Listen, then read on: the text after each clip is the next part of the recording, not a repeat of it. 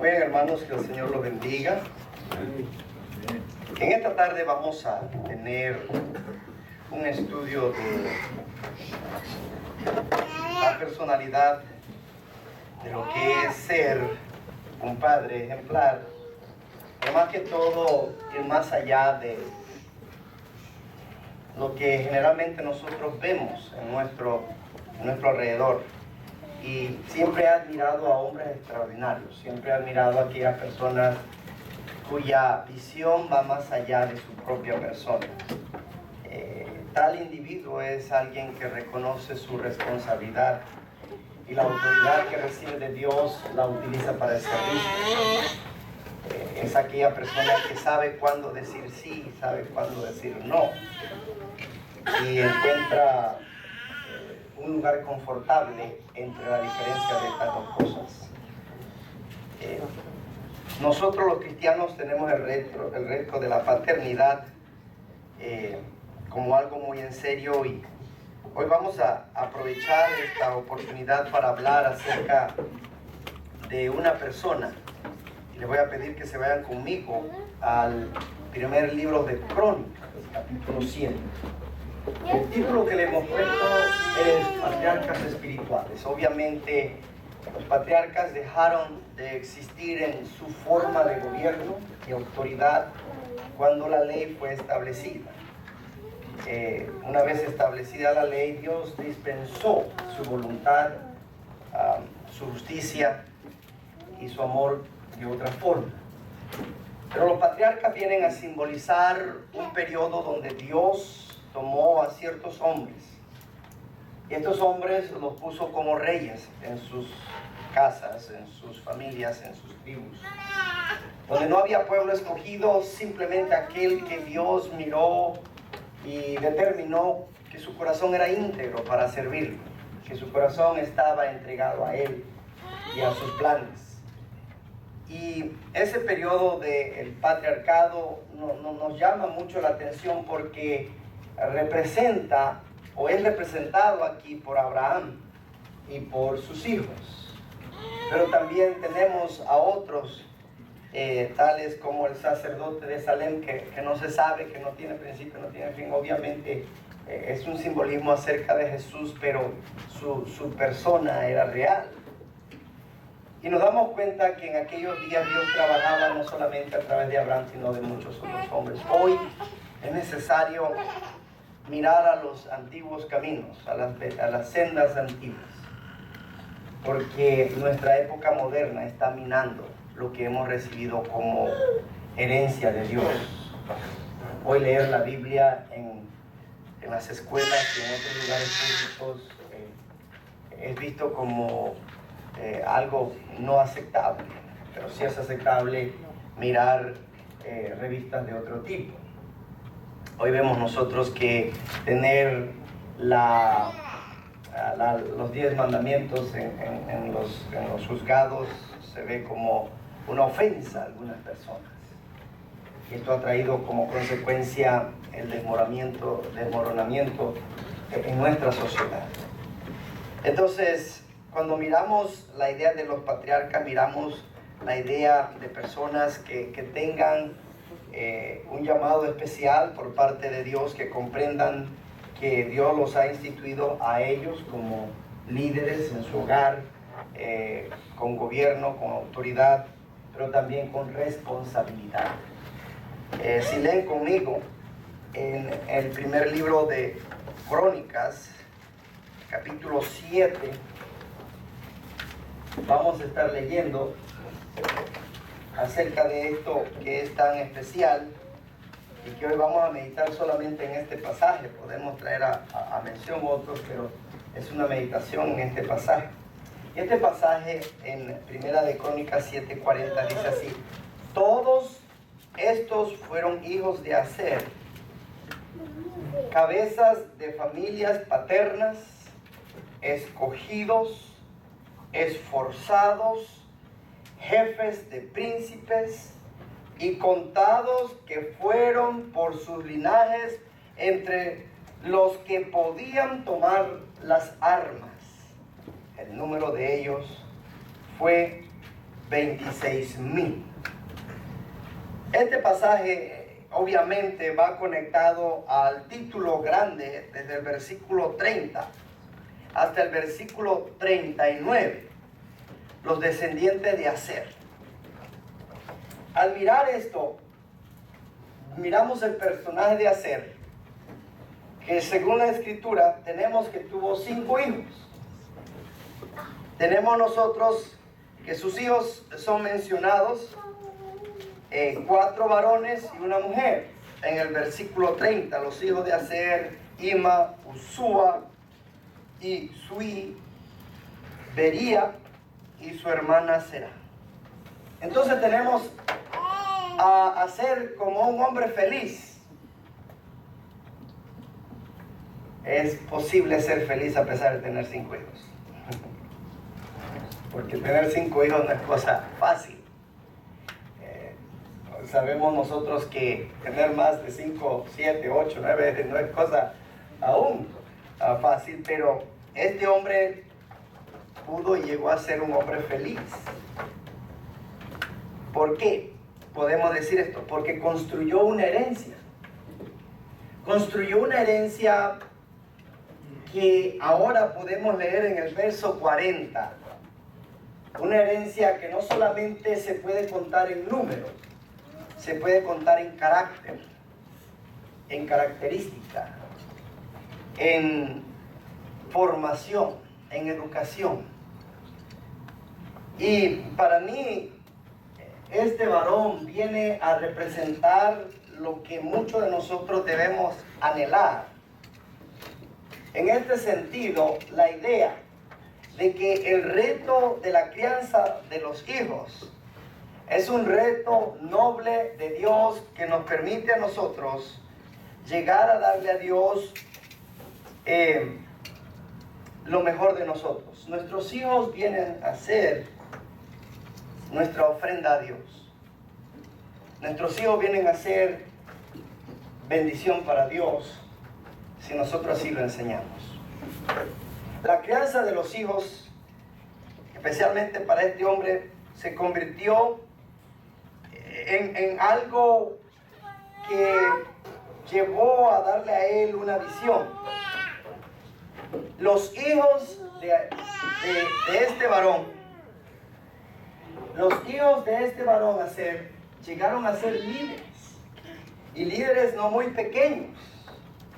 No solamente eran de aquellos que comían en la casa, bebían, vivían o aprovechaban del aposento en el hogar, porque hoy día tenemos un montón de muchachos que solamente saben pedir a los padres. Miran algo nuevo, corren a sus padres y dicen: quiero esto. Y hay algunos que se enojan tanto que son capaces de hacerle daño a sus padres si no lo consiguen.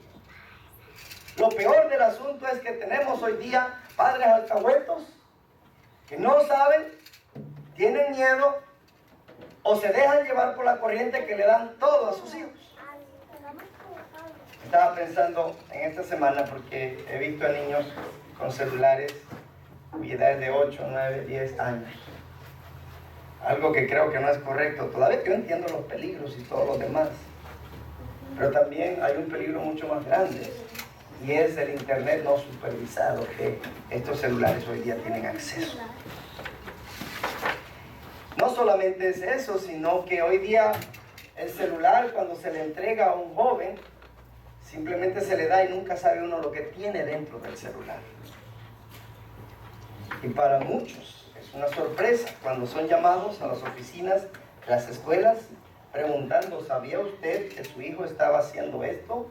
Que le estaba mandando texto a sus amigos, y que ahorita mismo está el policía en camino porque el tipo de amenaza que le hizo a aquella persona ha hecho que su padre acuse a esta persona o a su hijo de un crimen. Es algo serio. Niños pidiéndole a niñas que le mande fotos de sus partes íntimas. Se lo digo yo porque lo he experimentado personalmente. En este sentido, que tenemos que resolver estos problemas. Entonces, somos muy buenos para deshacernos de nuestros hijos. Ahí está el celular. El niño no tiene ninguna responsabilidad por el celular. No hay reglas. No hay, déjame ver tu celular, quiero entrar, no puedes cambiarle la clave. Si tú vas a instalar un programa, tienes que decirme a mí. Alguien me va a decir, hermano más controlador. Yo sé por qué. Yo entiendo por qué. Mire, si la escuela tiene claves y tiene programas especiales para filtrar programas, créamelo, es porque los niños consiguen la manera. Y aún así, le dan la vuelta y encuentran la manera cómo bajar aquellas aplicaciones y aquellos videos, y ellos los tienen. Y vienen, y el niño se sienta y dice, ¿por qué filmaste a fulana? ¿Por qué lo pusiste en esta página de web? ¿No te das cuenta que inmediatamente esto es un problema serio con la ley?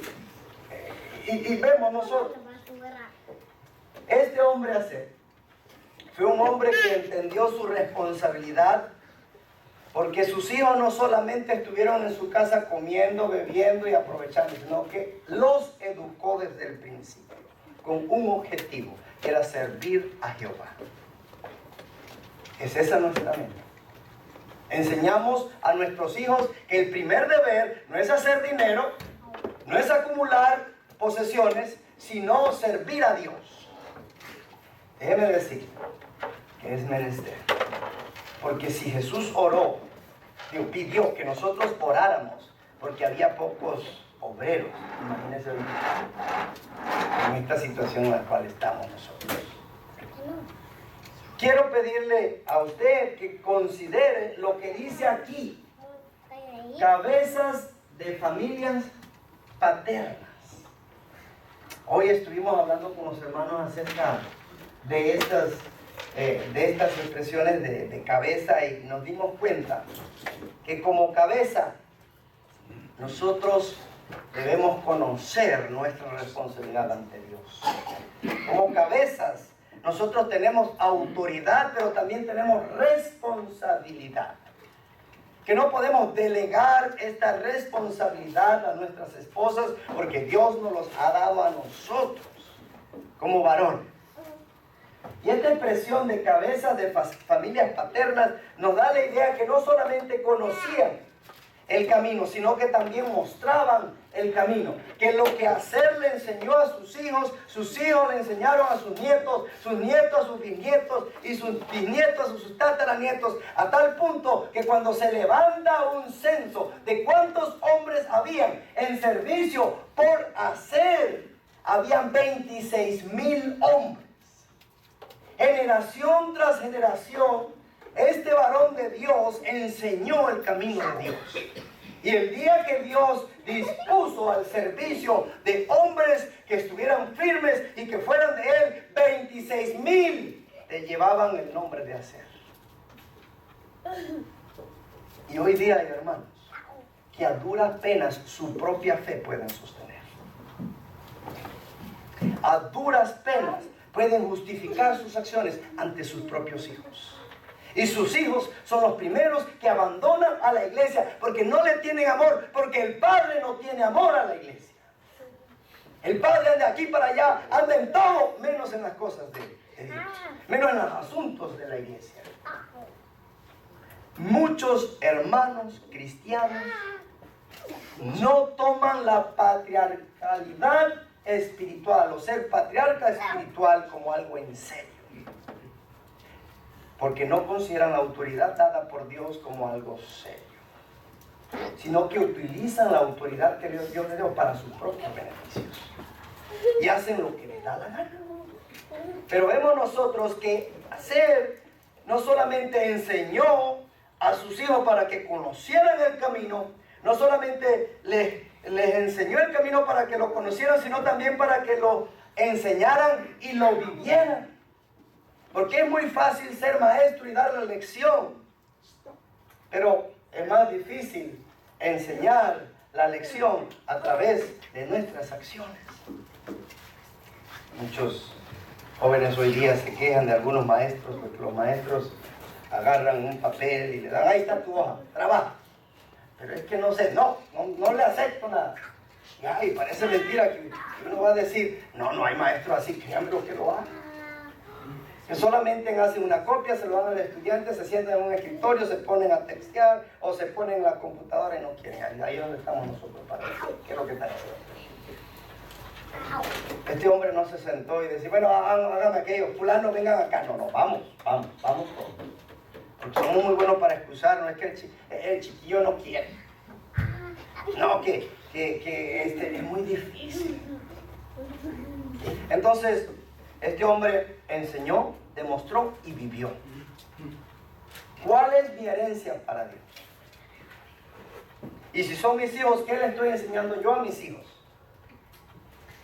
En otras palabras, que como cabezas paternas eran cabezas funcionales. ¿Qué significa esto? Que cumplían el llamado de Dios en sus familias. Eran personas de autoridad, pero también personas de responsabilidad. Y cuando miramos esto, nos da la idea a nosotros todos de que eran esposos y cumplían su función de esposo. Eran padres, cumplían su función de padre. Eran familia y cumplían su función de familia. Y es muy importante, hermanos, que nos demos cuenta que para poder alcanzar esto necesitamos todos tener una visión. El hombre que quiere agradar a Dios necesita tener una imagen de lo que Dios quiere para su vida. Este es otro problema que tenemos hoy día en nuestra sociedad.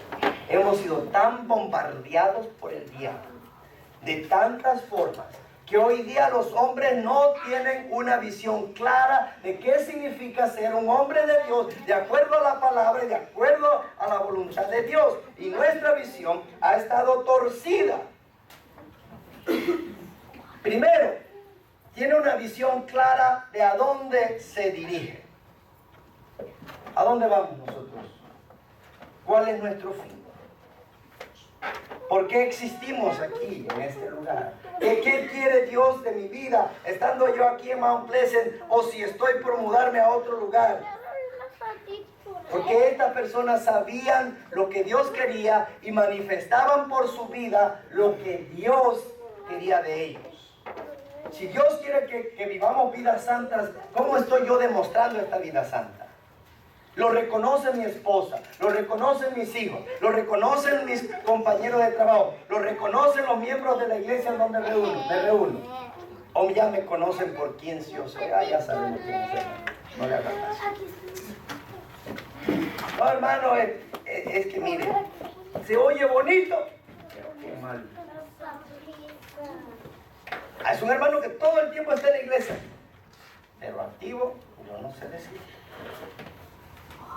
Estoy hablando de una realidad. Yo necesito compaginar la palabra con mi accionar. Tercero, es una persona que está pensando en las cosas de Dios y está pensando en cómo Dios va a utilizarlo. Todos nosotros somos restauradores en estos tiempos, porque todos nosotros venimos de hogares donde han habido muchos problemas. Yo quisiera decir que mi hogar fue uno que se preservó unido hasta el final, y no fue así. A los 19 años me dolió mucho reconocer que mis padres se separaron y después se divorciaron. Entonces vengo de un hogar roto, a pesar de que eran 19 años los que tenía cuando ellos se divorciaron. Y me afectó hasta el punto de que yo ya no quería ni vivir. Porque mi familia me enseñó que uno trabaja para la familia, me inculcaron eso. Y cuando eso desaparece, cuando Dios quita eso, para yo poderle servir, yo tuve que entonces reemplazar eso por Dios. A veces nosotros inculcamos a nuestros hijos lo que a nosotros nos parece. Y si Dios nos hiciera un examen, ¿cómo estaríamos nosotros? Llenaríamos el requisito de poner primeramente el reino de Dios y su justicia. Hermano, no se refiere simplemente a usted, se refiere a sus responsabilidades también. No se refiere simplemente a usted, se refiere a sus responsabilidades también. Es muy importante esto, porque a veces lo tomamos muy personal y estoy de acuerdo. Yo tengo que preocuparme por buscar primeramente el reino de Dios y su justicia, pero eso involucra a mi familia también. Mientras, hablamos en la mañana también esto, mientras esté bajo el techo de nuestro hogar, nuestras reglas son válidas. Si no le gustan, miren, usted puede pagar su propia renta, usted puede hacer su propio supermercado, usted puede buscar su propio trabajo, y entonces sí, otras cosas peor. Pero mientras usted esté en esta casa, mire, usted se sigue las reglas de este hogar. Y es muy importante esto. Entonces tenemos un hombre que puede ver, no está cegado, es un líder que también tiene entrega. Ustedes saben, hace tiempo los transbordadores, ¿se acuerdan ustedes los que mandaban a los hombres al espacio? Fíjense usted, allí estaban en Cabo Cañaveral, era uno de ellos, otros en Houston, y ahí estaban, a veces los movilizaban por aviones. ¿Se acuerdan ustedes? En un avión gigantesco y arriba iba esta nave. Cuando es nave,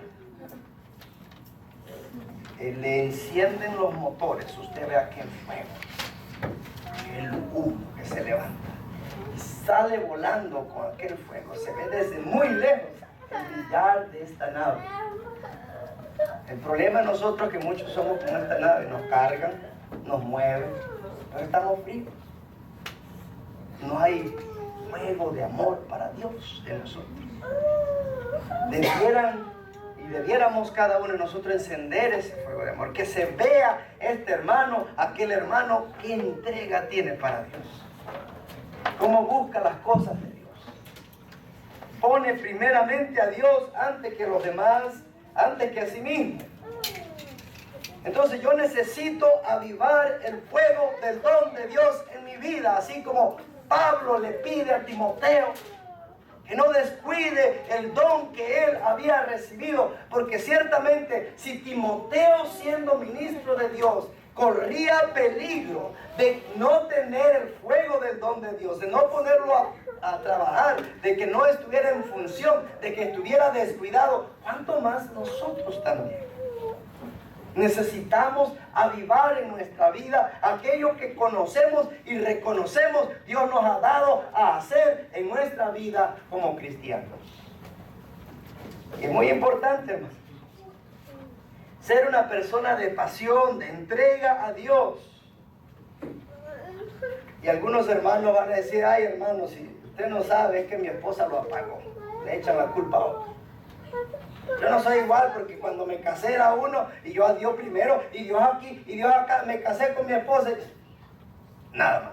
Y empezamos a echarle la culpa a otro. Recuerden, autoridad y responsabilidad. Nada nos puede separar del amor de Cristo. Si tenemos esta convicción. Y debemos meditar en esto. Otra de las cosas, Dios, hace tiempo, un amigo mío, hermano en la iglesia, estaba teniendo problemas. Me dijo: ¿qué opinas? He llegado a la conclusión que Dios no tiene planes ni tiene modelos. No hay patrones. Digo, no, espera un momentito. Hay muchos patrones y los veo yo, especialmente en la iglesia. Este hermano estaba luchando con introducir instrumentos dentro de la iglesia. Miraba como que no hay patrón, no vemos allí, simplemente no lo mencione. ¿Por qué no incluirlo? Más bien vemos ejemplos. Digo, no.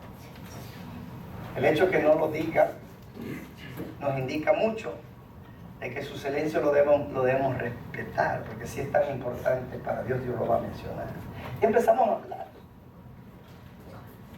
Lo que le quiero decir con esto: Dios nos ha dado mapas, nos ha dado planes, nos ha dado modelos a seguir. Como cuando vemos la vida de este hombre que nos habla de muchas personas que siguieron. Entonces yo necesito saber cuál es el mapa de Dios. ¿Cuál es el plan de Dios para mi vida? Entonces, como un hijo de Dios que está buscando, usted y yo debe tener en mente qué va a hacer con su familia. ¿Cuál es la meta? ¿Cuál es la función? ¿Cuál es el fin? Como cristianos, ¿cuál es nuestro fin? ¿Qué desea usted para sus hijos? Y quiero decirle, sentado estábamos platicando en fraterno con una hermana, lo difícil que es que al final nuestros hijos pasen un examen donde nuestro nombre aparezca ya y dice tu padre esto, tu padre aquello, y nosotros no pasemos el examen. Que nuestros propios hijos nos miren a nosotros con tristeza, porque cuando pudimos no hicimos la diferencia en su vida. Cuando teníamos la autoridad, cuando teníamos la capacidad, cuando teníamos la influencia, cuando teníamos todo, preferimos hacer algo que a nosotros nos agradaba antes que lo que era necesario para su vida. Y nos reclamen a nosotros, ¿por qué nunca me dijiste? ¿Por qué nunca me hablaste? ¿Por qué me abandonaste? ¿Por qué me acusaste? ¿Por qué no me hablaste? ¿Por qué no me enseñaste? Qué difícil debe ser. Que un día, y créanmelo, todos ellos lo van a hacer. Todos nuestros hijos van a pasar juicio y van a examinarnos a nosotros. Es que mi papá, es que mi mamá, lo van a hacer. Para los que estamos en el proceso, es necesario que meditemos esto, porque el tiempo corre y la herencia se va, si no la cuidamos. Para los que han pasado, ahora lo que tienen es la oportunidad de decirle a sus hijos, hablarles seriamente, siéntate aquí conmigo, hijo, te amo. Porque te amo, quiero hablar contigo de estas cosas. Quiero decirte, yo estoy pronto a partir. En 5, 10, 15 años, tú no me vas a ver aquí en la tierra. Pero me preocupas tanto. Pienso en ti todas las noches. Oro a Dios meditando en tu familia, meditando en tu cónyuge, meditando en las cosas que tus hijos viven. Y yo quiero que me escuches, porque después de esto quizás te podré hablar en otras ocasiones, pero mi voz se va a agotar, mi cuerpo se va a cansar y no voy a poder hablarte con la fuerza que tengo ahora mismo y decirte, hija mía, decirte, hijo mío, lo importante que Dios debe ser en tu vida, lo importante que debe ser que te preocupes que tus hijos conozcan al Dios verdadero, al que envió a su Hijo Jesucristo a morir en una cruz por tus pecados y por mis pecados, aquel que nos dio la salvación a través de ese sacrificio, no solamente para que la disfrutemos ahora mismo, sino para la vida eterna. Pero si yo estoy todavía más enfrascado en mis propias cosas, va a ser difícil. Porque mi mensaje no va a ser real. Así que hermano, hermana, si usted considera esto como algo sano, de hablar con sus hijos, porque el tiempo pasó, no tuvo la oportunidad, y usted toma esta posición y usted se da cuenta que todavía usted tiene que mejorar en cierto aspecto, mejor. Haga todo para que cuando su hijo o su hija diga, pero papá tú, diga, sí es verdad. Lo admito, pero estoy trabajando para cambiar. Sé que he actuado mal, sé que me he descuidado, pero hija, hijo, tu vida es tan preciosa que Cristo murió por ella y yo como padre tengo la responsabilidad de hacer todo lo posible por tener influencia espiritual sobre tu vida para que tú no te pierdas y puedas gozar de la vida eterna allá en los cielos. Es algo delicado, es algo que debemos pensar, hermanos, que si hacemos esto, podamos ayudar a nuestra familia a tener un plan, un mapa. Ahora, algo importante que usted lee en este pasaje, y nuevamente solamente este pasaje, dice allí que estos todos eran cabezas de familia, paternas, escogidos. A mí siempre me ha gustado la idea de escogidos. ¿Qué significa escogidos? Usted va al supermercado y ¿qué hace? Si quiere aguacate, va, tantea. Y se da cuenta que algunos están suaves porque ya, ¿sabes? Pantalón apretado ese aguacate. Pero usted anda buscando y usted coge, no todos maduros. Si es como yo escojo este para el martes, este para el miércoles, los más verdecitos para después. Y cuando llego a la casa, pongo unos afuera y otros a la refrigeradora y voy sacando. Lo que quiero decir es un proceso. Usted no va a tirarlos en una bolsa, ahí están los escogidos, ahí no hay elección, ahí no hay búsqueda, ahí no hay tanteo. Usted escoge cuando usted personalmente lo percibe con sus sentidos y lo examina y dice, este es bueno, y ¡pum! Va a la bolsa. Nuestros hijos deben ser examinados, deben ser escogidos. En otras palabras, que cuando usted lo mira y usted mira que no está bien, hijo, ven para acá. Nuestra mente es que tú seas un hombre de Dios, pero estamos fallando en esta área y en esta área. Hijo, por favor, póngase las pilas, piense en esto, yo lo amo. Esto nos demuestra, hermanos, que sí se puede. Hombres escogidos, hombres capaces, que sí se puede, porque aquí lo dice la palabra. Si no, entonces, ¿para qué Dios nos pide que eduquemos a nuestros niños desde muy pequeños? ¿Por qué nos dice la palabra que aunque sea viejo, ¿qué va a pasar? No se apartará de él. Si la palabra no lo dijera, yo diría, pues, Señor, pues, ahora, yo le voy a garantizar, no a todos lo va a ver triunfar en su vida. Algunos lo va a tener que ver, unos van a perder más que otros, pero le aseguro que si usted le enseñó los caminos del Señor, no se van a apartar.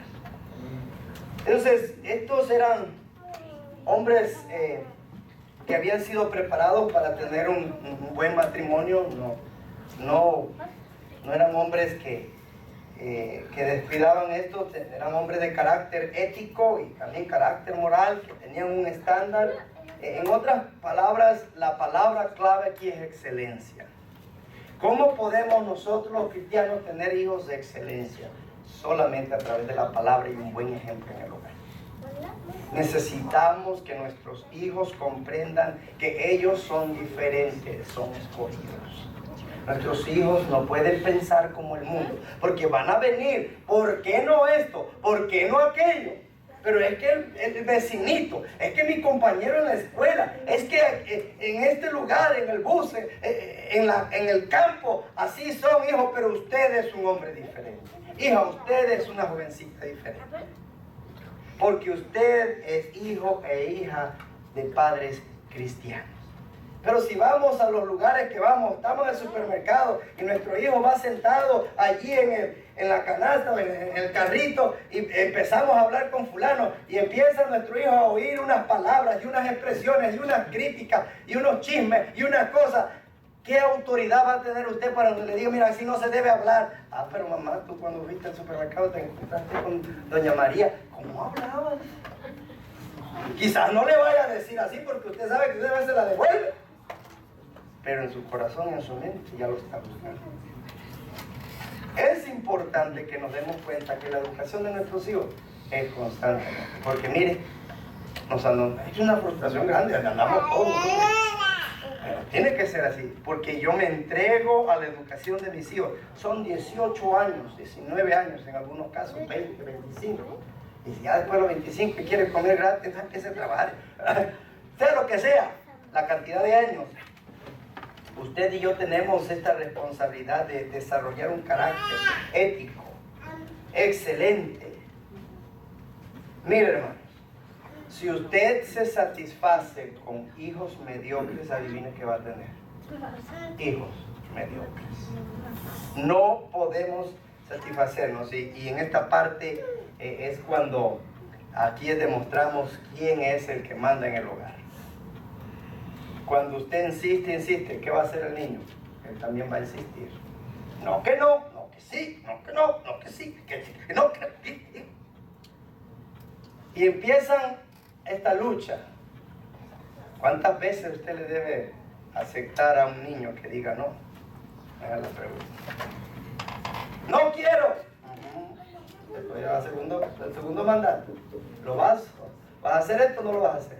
No, que no quiero. A la tercera venga por ahí. Disciplina. para que la próxima vez que lo haga, ¿qué va a pasar? Va a pensarlo 2 o 3 veces. Pero como nos ven que no le decimos, no le hacemos, ellos van a seguir.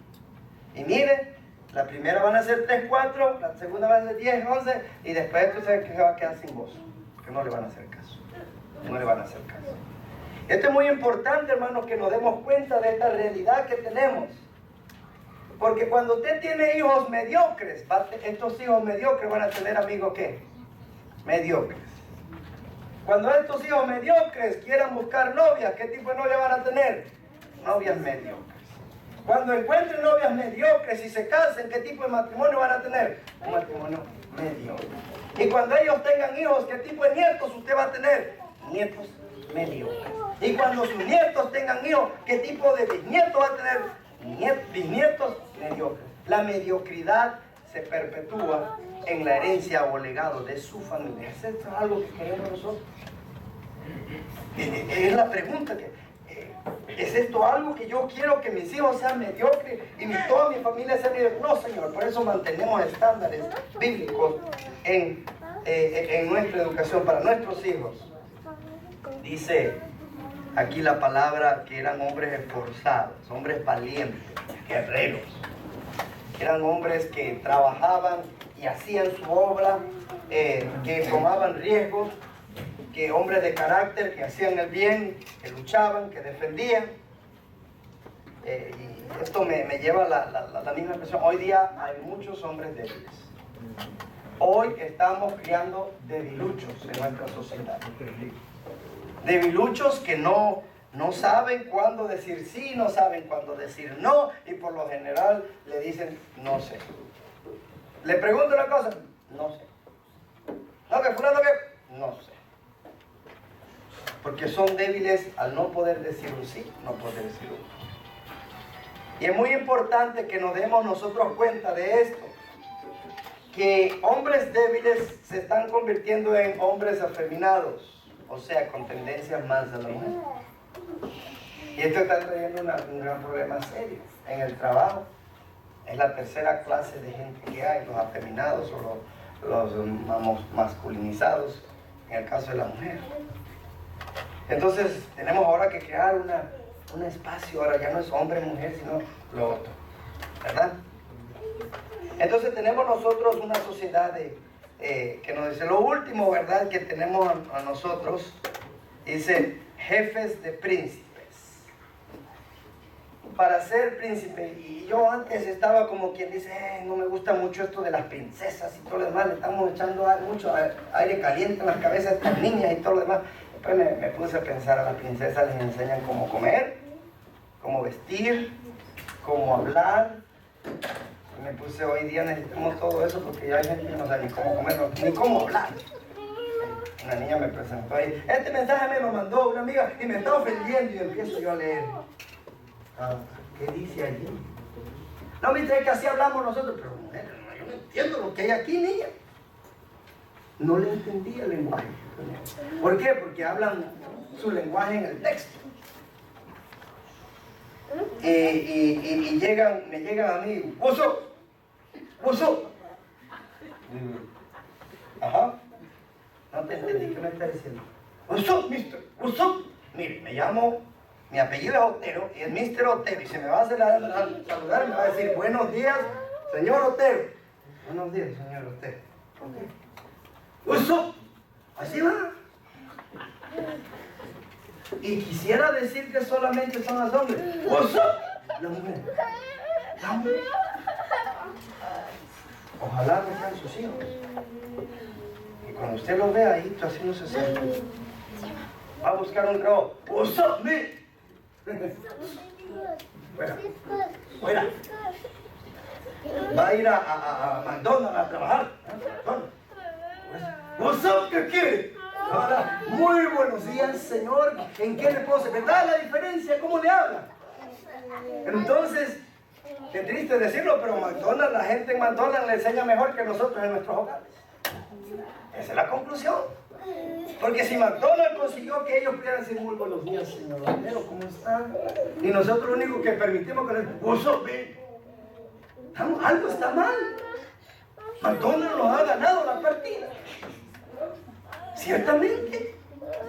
O cualquier negocio que le enseñe a nuestros hijos a cómo hablar. Porque no le van a aceptar ese WhatsApp porque se va con su WhatsApp a otro lugar. Honestamente. Hermanos, realmente no podemos dejar que la calle eduque a nuestros hijos. Entonces estos eran hombres educados. ¿Por qué? Porque tenían un mentor en el hogar. Que alguien que se preocupaba en todo, no solamente su aspecto educativo mental, sino social. Que pudieran saber cómo comportarse en distintas circunstancias de la vida. Si entran a un lugar, van a saludar, van a mirar a la cara, a los ojos, van a decir esto, van a decir aquello, porque sus padres se los enseñaron. El problema es que estamos dejando que otra gente le enseñe a nuestros hijos cómo se deben comportarse. Y no es correcto, no podemos hacer esto. Terminamos con este pensamiento, ¿verdad? Que fueron por sus linajes entre los que podían tomar armas, el número de ellos 26,000 hombres. Sabemos que algún cabeza dura pudo haber estado entre el linaje de Aser. No sabemos, todo ocurre. Pero para que este hombre haya tenido una influencia tan grande y Dios mencione esto con sus nombres en la Biblia, este era un gran hombre. Y esto es lo que queremos. Que nuestro patriarcado espiritual, nuevamente el patriarca era alguien que era como un sacerdote, un príncipe, un rey y al mismo tiempo un juez. Nosotros, a quienes Dios nos ha puesto como príncipes con autoridad y responsabilidad en el hogar, podamos hacer a nuestras esposas como reinas y también parte de este real sacerdocio en el hogar, puedan ellas con nosotros verdaderamente enseñarle a nuestros hijos que somos un linaje escogido, una nación santa, pueblo adquirido por Jesús, por su sangre, y podamos glorificar a Dios en todo, en nuestra vida. Considere estas cosas y el reto que tenemos hoy día, y no dejemos que nuestros niños, nuestros hijos acepten lo que el mundo le está diciendo a ellos. Que el Señor